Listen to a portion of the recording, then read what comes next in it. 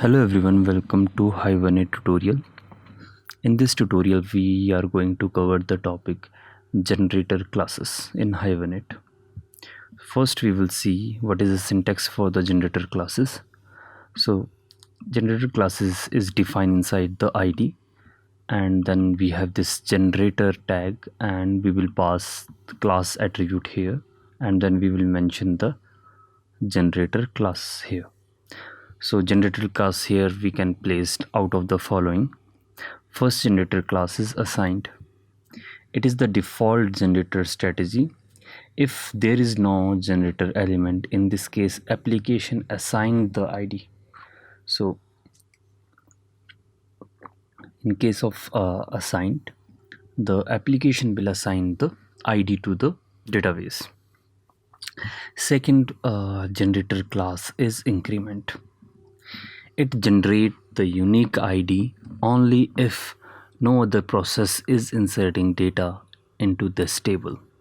It generates short, int, long type identifier. The first generated identifier is 1, normally incremented as 1. So in case of increment, it will insert 1, and after that it will increment the ID by 1. Then we have the sequence. It uses the sequence of the database. If there is no sequence defined, it creates a sequence automatically. In case of Oracle database, it creates a sequence named Hibernate sequence.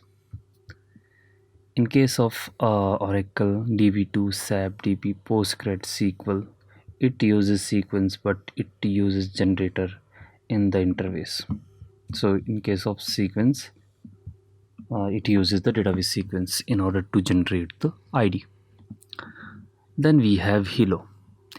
It uses high and low algorithm to generate the ID of type short, int, and long. After that we have native. It uses identity, sequence, or Hilo depending on the database vendor. Then we have identity. It is used in Sybase, MySQL, SQL Server DB2 to support the ID column. It return ID is of type short, int, or long.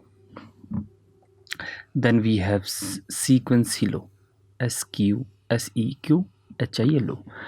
It uses high and low algorithm on the specific sequence name and return ID of type short, int, and long. And then we have uuid. It uses 128-bit uuid algorithm to generate the ID. It return ID of type string,